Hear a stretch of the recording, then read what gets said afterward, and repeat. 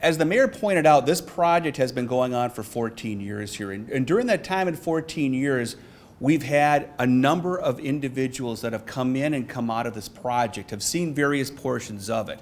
I thought it very important to be able to bring everyone together tonight and to thank them for their leadership and their commitment to making this what it is today. I mean, to take a vision back in 2009, 2010 of let's buy this crappy old factory next to the river and figure something out, and to stick with that with the crazy community development director through that period of time to make something happen, and then to share that vision as a group with all the other new council members and new Hedger commissioners that came on board during that time frame was something that was a great achievement for all in this one, because as we'll go through here, this took a few different turns than we anticipated, but we're very happy to see what happened tonight. So, all right, we know the site. 4.3 acres, Mississippi riverfront, 100,000 square foot building. You look at this today and go, how could this not be a great home run to do? Well, it took some time, about 14 years to do this. One of the commitments we had early on with this project was we wanted to remove the last industrial remnant from the riverfront in Hastings. So that was one of the great goals. And we had made previous strives to this. Our former HRA director, John Grossman, for many years had made overtures to the former Hudson Manufacturing Company to say, hey, we've got this great new industrial park. Why don't you move there and we can open up the riverfront? But it didn't happen until the bridge came forward on it. Hudson has done manufacture of pesticide sprayers here for over 100 years. Pat had done a great job in finding these old advertisements and sprayers of things that used to be here. So this was an integral part of Hastings for over 100 years. But with the manufacturing of it, there was pollution and other things that occurred that made this project a little more complicated. During around 2010 with the Hastings Bridge project, their operations were changed permanently. They needed to find a new place, and we were able to work through a great solution to be able to have the Hudson Manufacturing Company move to a different site in town, and then for us to acquire the building. So it was a complicated three-way property transfer, but all worked out for the best on that one, and we got ourselves a site. Before that we did that, we had gone through planning in downtown. The plan we had is 20 years old, which seems strange to me. But so many great things have come out of it that we'll touch on a little bit later. And it's still an active plan that used today. We looked at this property in 2003, 20 years ago, and said, hey, we would love to keep the historic part of this building and open up the riverfront. Because as you remember, the riverfront along the Hudson Manufacturing Building here was nothing really that attractive. You had this trail that slipped around the back of a large tip-up manufacturing building, and it was just this barrier between other parts of downtown and Levy Park and over towards the dam area. So we did acquire the site in 2009. We had this newly minted thing called Hedra. Hedra had not done much at this time. So we took on the most complicated project in our history as kind of a first thing to start with, which worked out, I guess. We were able to levy $3 million to buy this property here. This was one of the first grants we got. Dakota CDA provided $250,000 for that, and we relocated the building. So you look at this map here, this is what the project used to look like. About half of this project here of these buildings is here today. And it's always kind of interesting to see the old blue bridge there as well. The one thing that we wanted to do with the site, when we came upon this between Hedger and Council, is we wanted to create a destination. We weren't sure really what that was. What we wanted was when people crossed the brand new bridge, that they would see activity and that they would want to stop and check out that activity in Hastings. I got a picture of the old spiral bridge here because that was the purpose behind that, was we did not want to have the traffic and visitors zooming over 2nd Street, but to come into 2nd Street and take part in town. Environmental analysis. I know nothing about environmental analysis. I had to learn a lot about environmental analysis. We had some great partners with the PCA. Shanna Schmidt's here tonight, helped us out with that. Stantec helped us out as well.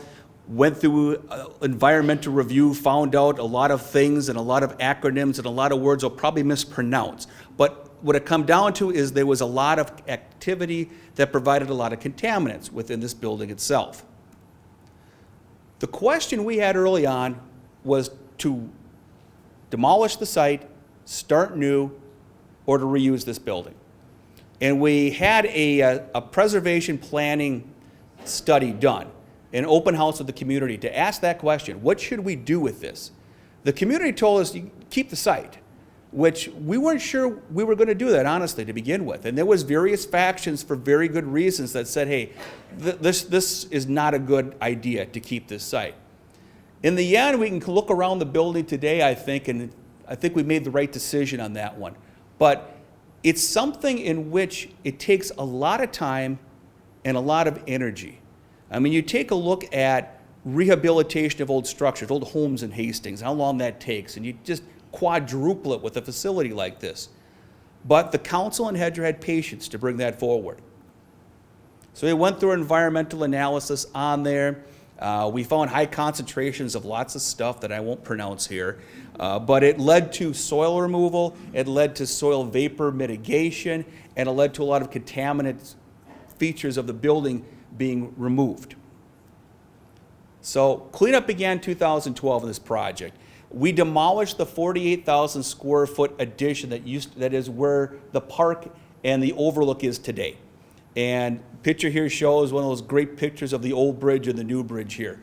Another great help from Dakota CDA to help pay for the demolition of that. Went through a market site assessment at that time and found out that mixed use of housing, retail, office, and civic uses would work well for this site, which is great because that's what we have here now. And we had a developer roundtable at that time. We had about 4 or 5 individuals that showed interest, had some great concept plans for the site. And then we were able to work with Pat and his team. We started work on that in 2014 with the Great River Landing project. Now, Pat, as you know in Hastings, has got a tremendous reputation of high quality development and to make places better. So we had that great local commitment here. Pat brought with him Bill Whalen from Whalen Ventures out of Louisville, Kentucky, which is, you might think is kind of a strange combination, but their kids are married, and so they were able to, Pat was able to bring Bill in here.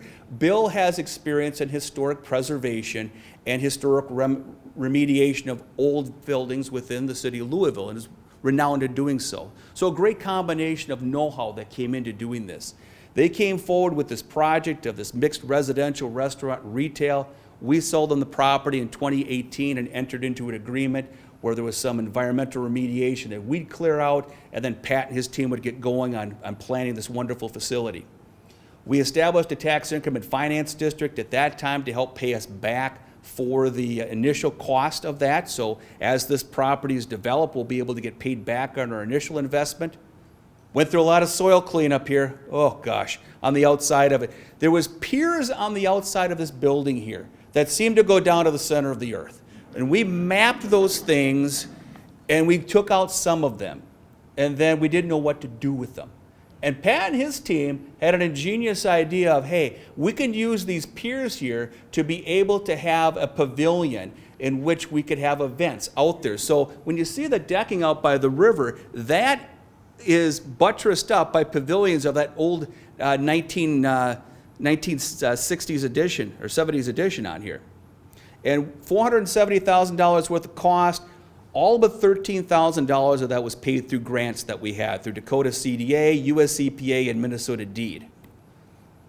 Interior materials removal. The interesting thing about this building, it was constructed over a number of different editions from 1909 to 1974 here. What's left in here was between 1909 and about 1944. Different editions, different things. Some had basements, some had crawl spaces. The crawl spaces were a pain in the butt. I mean, these things had contaminated soil within them that we had to remove. And we were able to get grants for that. All but of 83,617 was through these grants. One of the most challenging things we had was surprises we'd find. The history of this site goes back a long period of time, but just prior to the first constructed building here by Hudson in 1909, they had constructed a facility in 1907 that was burnt down. We knew that. What we didn't know is what after the fire, they just dumped everything in the middle of the building that we found 100 years later through soil excavations. So me as the director, having to go back to our council and our board and say, you know what? The money that we have budgeted for soil removal, they ain't gonna do it. We have a lot more. We have a brick removal project right now. And so that almost doubled the price of doing that. But we're able to take the building now. The picture you're showing here is where the hotel rooms are today. We had some vapor intrusion, soil vapor that we need to actively vent out here. The difficulty we had with that is we put together a vapor intrusion system, kind of an HVAC system to vent this out, before Pat and his team had any idea of how the HVAC system would work for their hotel and restaurant facility. So we had to put all that in and then work hand in hand with Pat's team to go, okay, we need to move this over here, so that this thing will all work. Of that cost of $400,000, we received grants from Dakota CDA, Minnesota DEED to cover most of that. And that's all but done now. We just have one more testing left to do. But you can see in the picture here, we took the crawl space area, filled it in, and put all these pipes in to vent things out.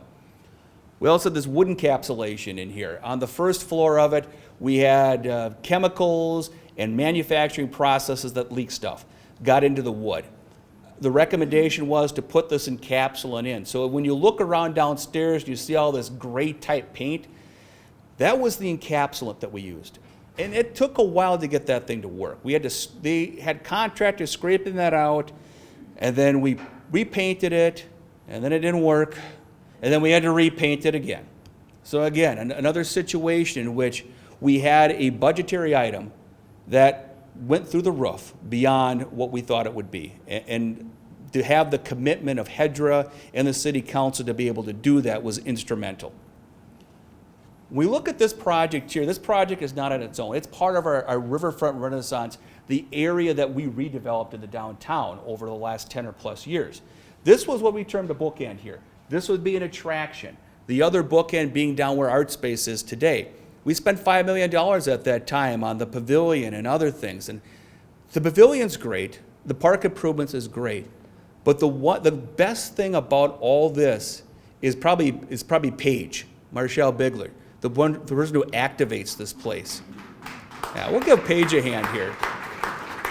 Because the work that Paige does to bring events down here about every other day shows this place off to the community, not only for Hastings residents, but for those of greater Hastings, the people that don't have a downtown that call us our downtown, which is great. And that is a great activation. Riverfront Park improvements, we were able to get funds from Metropolitan Council's livable communities to do some great things downtown. This was the site of the old tip-up building along the riverfront. Now it's home to outdoor entertainment spaces and facilities and artwork, which we'll see in a little bit more. $980,000 was brought forward to make this a reality. The cool thing about this is it's a private-public partnership. We were able to bring funding in to do park improvements. Pat and his team own the property itself, and we have a public use agreement so that the public can use this. And so it's a great situation. Similar thing we did with the parking ramp across the street there. Another Met Council grant for about $1.5 million to build that. Pat had purchased the old bank building that was there before, and then we were able to get the funding to make the parking ramp happen. It was it's privately owned, public use agreement over that for shared maintenance and other obligations. Historic tax credits made this project happen, but also made it a little more complicated, huh? From time to time. But it brought income into the property and really made the property where it is today. I love this picture here, and I remember Pat looking at this picture earlier too, this is about the 1920s view of this. When you show the banding here where it said Hudson Sprayers and Guards, and it's so cool that that banding is here today with Missy's and the Confluence. IDM Hospitality came in 2019. They're the ones that are running the show here and providing all the great things and amenities for the hotel, the restaurant, and everything here. They've got great experience working throughout the Midwest. Whoops. It doesn't want to show me delays. That's fine. Won't go through delays. We know there was delays. Okay, pictures of this place. This is a cool picture here. We had someone come in one time when the city owned the building and put this drawing, tagged a portion of the building over on the second floor in the apartment wing, and it's kind of a cool thing. So what you're looking at right now is the proud home of the Hastings Chamber of Commerce. I think this was the absolute worst portion of the building. The roof was about to cave in. The floor joists were broken. You took your life literally in walking through it. When we owned the building, we literally had construction cones set up so people wouldn't walk at certain places in fear that they might fall through the floor. So this was surprising that we were able to even bring this up. This is some of the apartment spaces here. This is what it would look like before. This is some of our scenic river views before. Looks a little better today. This is where we're standing today. So the ballroom space that we're in here today looks something like this. And this was subject, I think, to 3 different additions that went on in this portion of the building. The hotel rooms. Anytime you dealt with the floor and the crawl space area was a big challenge on the property. And then the exterior of the building. I mean, it was really difficult wearing 2 hats here, where you're the redevelopment individual and you're also working with code enforcement, because people are going, this building sucks. Why don't we go through? Why don't you just tear this building down? And the windows are broken and it's unfunctional and it looks like crap. And there was so many people over the years that said, why isn't he doing something with this building? I thought something was supposed to happen. But it did, and I'm very thankful for the stick-withiness of everyone that was through here. So we spent about $5.5 million on everything here, from acquisition and project cleanup and so forth. This is the part that I want to recognize. We had $4.8 million in grant funding, $2 million for project cleanup, $2.8 million in planning and site amenities, like the parking ramp and the park itself. We had 20 separate grants for different agencies. So Dakota County CDA, raise your hand. All right. Metropolitan Council, raise your hand. There we go, Wendy Wolf. Anyone here from Minnesota Deed? I don't see anyone. Well, we'll clap for them anyway. And then USCP probably isn't here, but we got them as well. So it was great to have that. But most importantly on this, and as the mayor pointed out, this project surpassed all of the council members and HEDRA members that started this project. And so periodically we had new members that came forward, and we had to explain to them what we were doing. This was not necessarily their project. They had to be shown what we were doing and be convinced to vote to further make this project happen. And so I have a listing here of over 30 members between the council and HEDRA. Any formal council and HEDRA members, raise your hand tonight. Thank you so much for your leadership, and thank you for sticking with me and sticking with this project here. And that's all that I have. Thank you very much.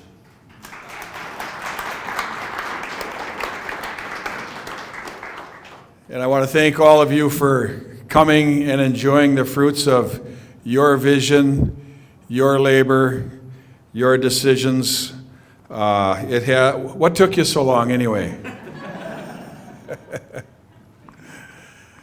We've all looked forward to this day, and I do want to really recognize there were some really good decisions made early on with the site itself. The proximity to the river is a key component. The 1946 edition, which is made out of concrete and was actually, we discovered after we were the selected developer, that it had been built by my wife Mary's grandfather, Nick Wagner from Wagner Construction in Austin, Minnesota. Things kept happening that we didn't expect, and they weren't all bad. That was really fun. It's fun to talk about. But the decision that was made for us to take the warehouse down here on the east side to help with the construction of the new bridge. That was a real positive decision. You can go out today and see what we've been able to create, which we call the backyard, the BKYD. And I promise you, by the time we're here a year from today, there's going to be a lot of fun had out there in that backyard, and a lot of interaction with the existing city celebrations that will be enhanced by that beautiful space. This really is a classic, iconic example of public-private partnership and economic development.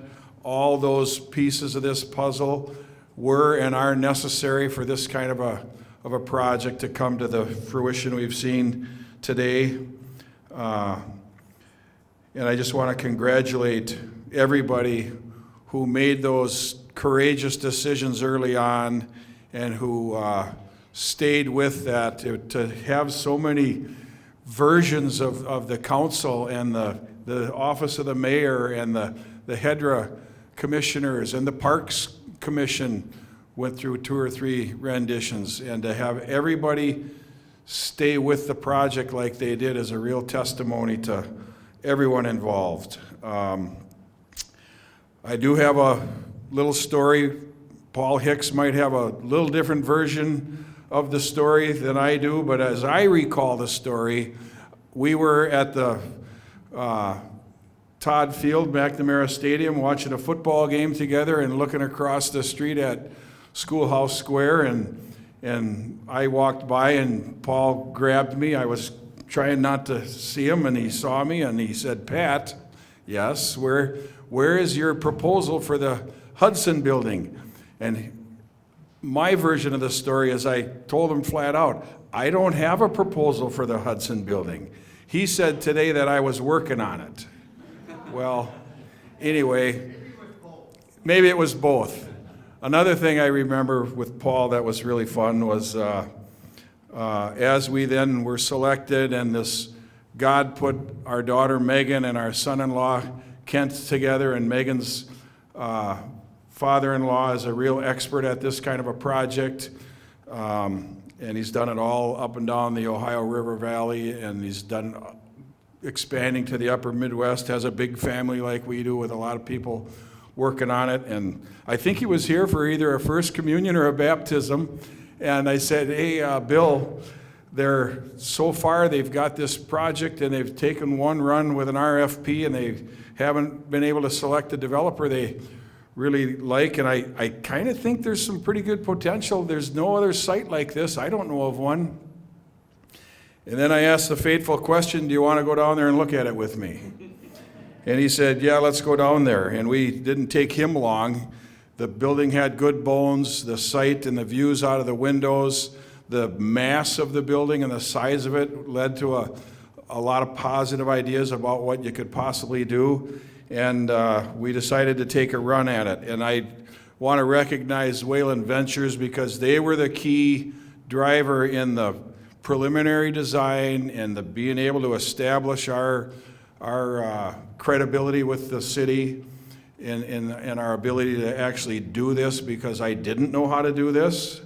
And they did, and that was important and very, very helpful. They helped a lot with the Med Council Livable Community Development grants for both the parking ramp and the Riverfront Park. A lot of you don't remember this, but I was turned down for a Met Council Livable Communities Development grant as regards Schoolhouse Square. So I knew how not to get one. And but Wayland's, that was, those two components were really encouraging for us, just like Paul encouraging me to go ahead and put in a bid. That was encouraging. A big component of that, the Livable Communities Development Grant that you'll see tonight is the public art feature, and Ryan and Jim Peterson here from Peterson Metalworks. We've had their beautiful artwork in a warehouse for, it seems like forever, that was purchased, but today it's mounted, and I'm thrilled to have them here. And when we go on our tour, when you go down to room 224 on the far west corner, we're going to ask them to be there so they can point out to you where their artwork is and what their vision is for it and explain it to you. 2 big metal pieces that were made out most of it out of salvaged pieces from in here in the building, and they just turned out beautifully.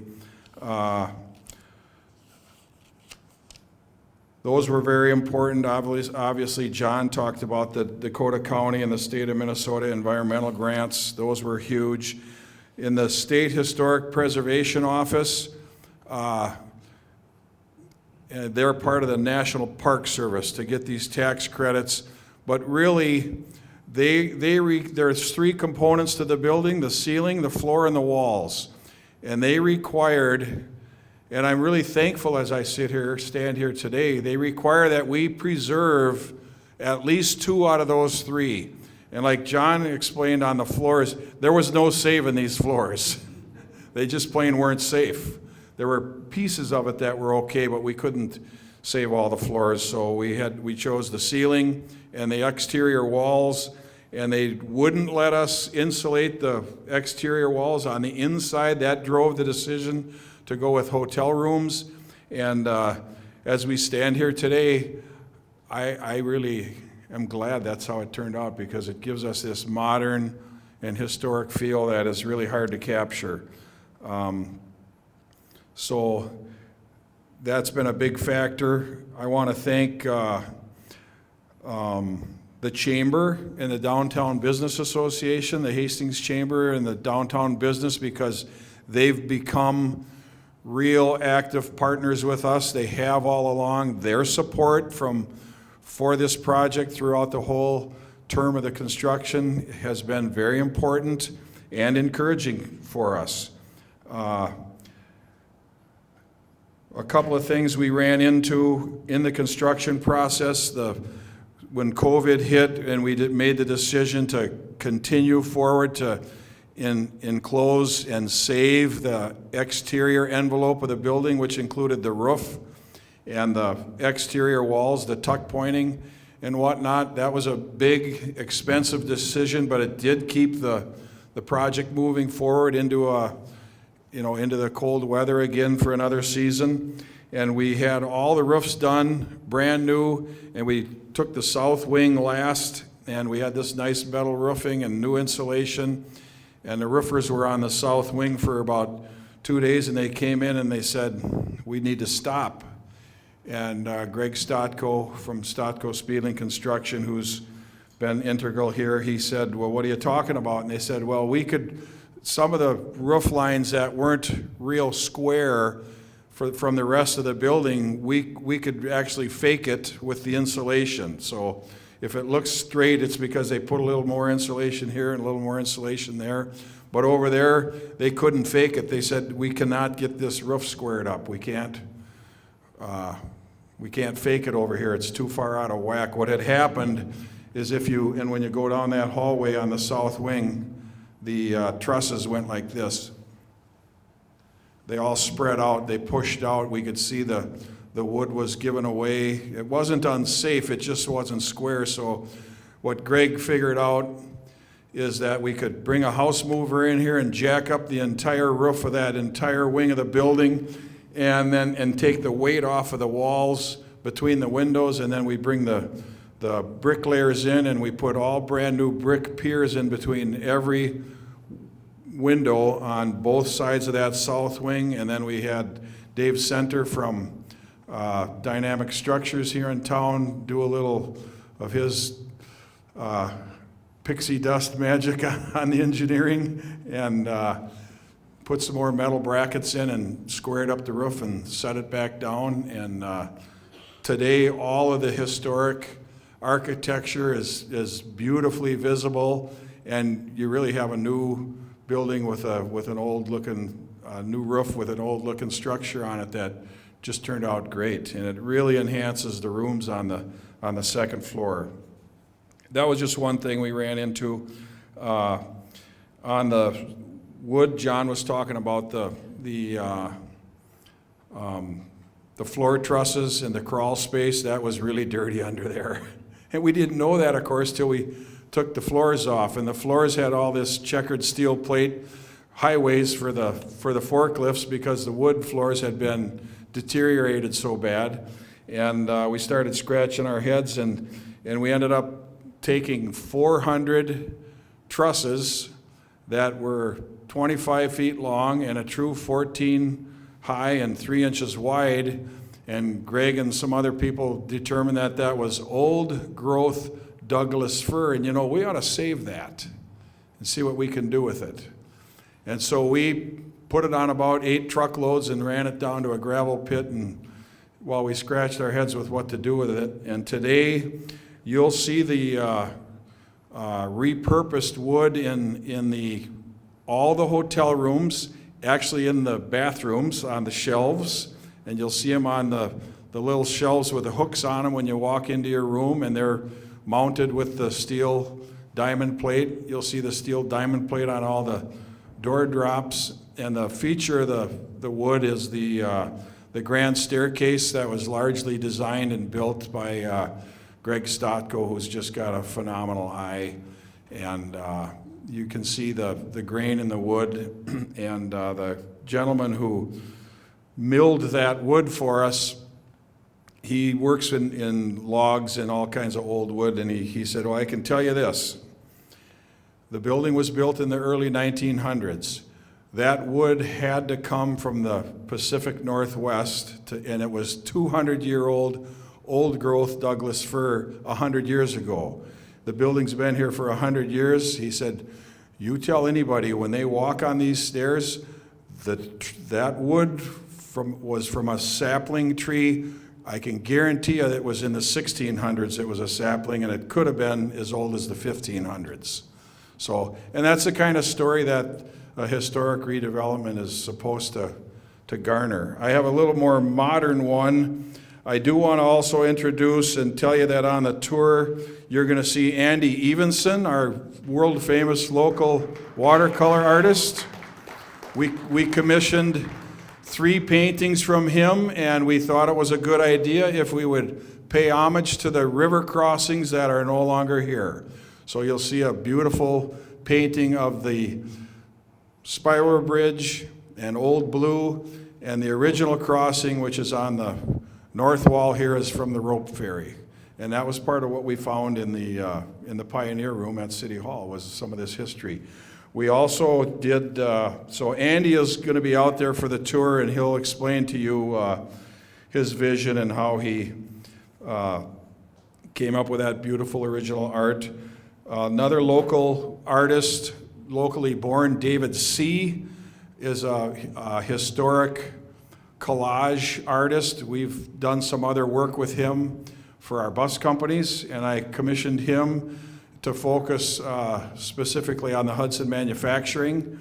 And his work is on the bottom of the grand staircase on the green wall, and he really captured what they used to do here. And the pieces of metal that you see around the frame are pieces of metal from the stampings when the factory was activated that I personally pulled out of the dirt in the west parking lot as we were working on the project. We had a great event here last Thursday for all former Hudson manufacturing employees.